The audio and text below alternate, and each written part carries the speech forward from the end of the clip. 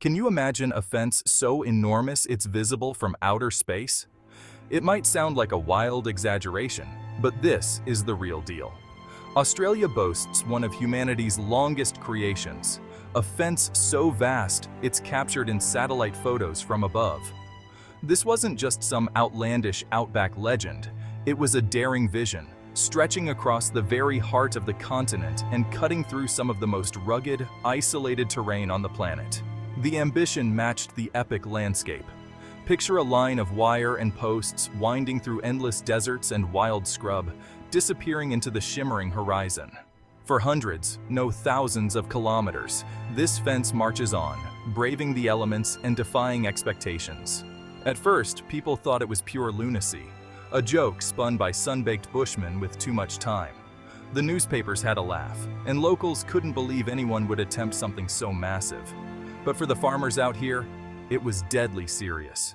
Their sheep and crops faced nightly raids from relentless pests threatening their livelihoods. Each dawn brought fresh losses and more heartache. This wasn't about chasing a crazy dream. It was about survival in a land where every day is a battle. The outback is harsh, and every resource is precious. When your way of life is under siege, you'll do whatever it takes to defend it, even if that means fencing off what feels like half a continent. Desperation fueled determination, and these Aussies were ready to fight back. The world might have scoffed, but out here, the hard slog had already begun. Day after day, men sweated under the relentless sun, digging, hammering, and pushing to turn the impossible into reality.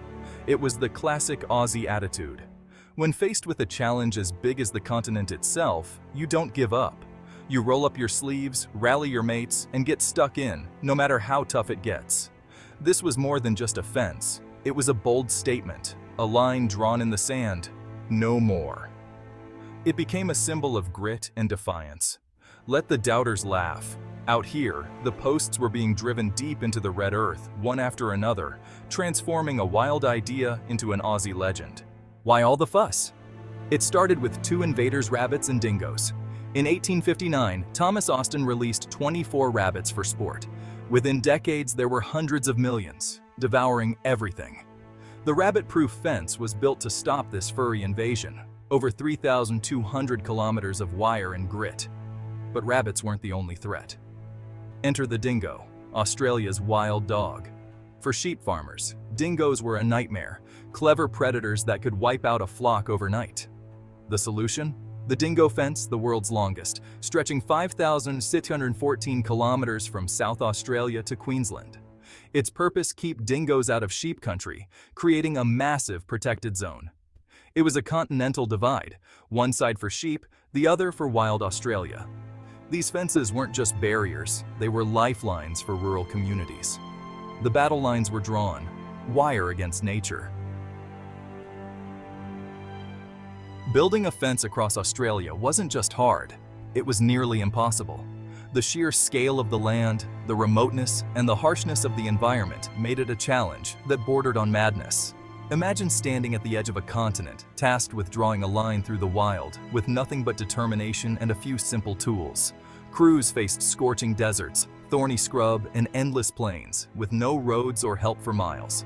The land was unforgiving. Temperatures soared, water was scarce, and the nearest sign of civilization could be days away.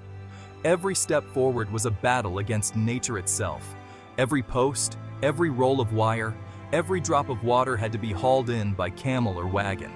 Supplies were precious, and a single broken axle or lost animal could mean disaster. The logistics alone were a nightmare, with teams relying on grit and ingenuity to keep going. The work was brutal. Sunrise to sunset, hands raw, flies everywhere. Blistered skin, aching muscles, and the constant drone of insects became part of daily life. There was no escape from the elements, and every day brought new challenges. These weren't just fence builders, they were pioneers, surviving against the odds. They faced isolation, exhaustion, and the ever-present risk of injury or illness, yet they pressed on, driven by a sense of purpose and adventure. City folk scoffed. A wire fence against a plague? You might as well stop the tide with a net. Newspapers mocked the project, and many doubted it would ever work. To outsiders, it seemed like a fool's errand. a wild dream doomed to fail. But the builders pressed on, driven by hope and necessity. They believed in their mission, knowing that failure meant devastation for countless farmers and communities. Each sunrise brought renewed determination, and every mile completed was a small victory. Maintaining the fences became a job of its own. Boundary riders patrolled for damage from animals and floods. These guardians of the fence braved storms, floods, and wild animals, always on the lookout for breaches that could spell disaster. It was lonely, relentless work, a constant fight against the wild. Days could pass without seeing another soul, and the silence of the outback was broken only by the wind and the distant calls of wildlife. The fence was a fragile line, always under siege from the power of the outback. Floods, storms, and determined animals tested its strength, and repairs were a never-ending task. Yet it stood, a testament to stubborn determination. Against all odds, the fence endured, a symbol of human willpower and ingenuity in the face of overwhelming adversity. Against all odds, the wire held. Through grit, sweat, and sheer stubbornness, the impossible became reality, and the fence became a legend of the outback. At its core, the fence was about protection of livelihoods, animals, and entire communities. But it was also about drawing a line between chaos and order, between survival and loss, in a land where nature could be both a friend and a fierce adversary. For sheep farmers, the dingo fence was a lifeline, a physical barrier that stood between their flocks and the ever-present threat of predators. Before it, dingo attacks could wipe out flocks overnight, leaving families devastated and entire seasons of hard work lost in a single night. The fence brought peace of mind and stability to the wool industry, the backbone of rural Australia. It allowed farmers to plan for the future, invest in their land, and build communities that could thrive in the harsh outback. It kept towns alive, jobs secure, and families on the land. Generations grew up with the fence as a silent guardian, shaping the rhythms of daily life and the dreams of those who called the bush home. In the West, the rabbit-proof fence aimed to save crops from being devoured by rabbits.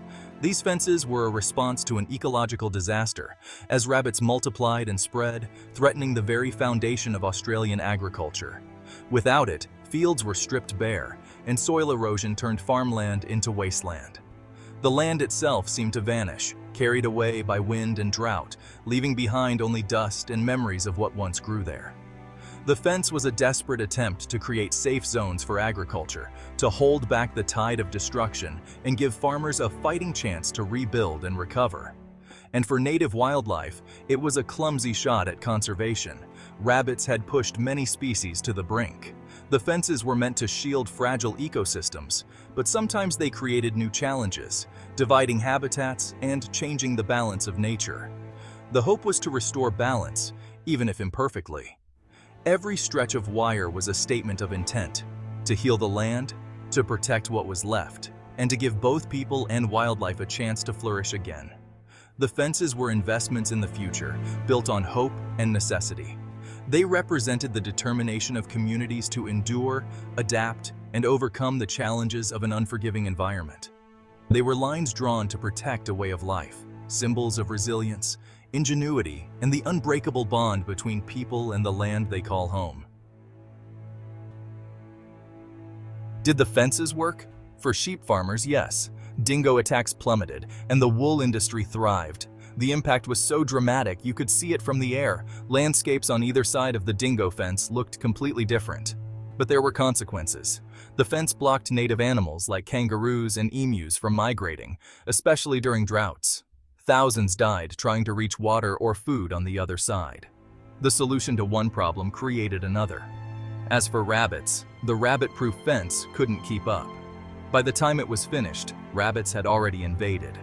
Floods, open gates, and sheer numbers made the fence nearly obsolete. The real breakthrough came later, with biological controls like the myxoma virus. The fences stand as monuments to human effort and to the limits of simple solutions. They changed the land, for better and for worse. Sometimes a wall isn't enough to stop nature. To understand the fences, listen to those who live with them. Old-timer farmers remember nights guarding sheep and the relief the fence brought. For many, it's more than wire, it's survival. Fence patrollers, the unsung heroes, travel the line alone, fixing breaks and braving the elements. Their stories are of grit, isolation, and the wild beauty of the outback. On the dingo side, the ecosystem is wilder. Dingoes keep kangaroo and feral animal numbers in check. Indigenous rangers see the fence as a scar, disrupting ancient songlines and spiritual connections.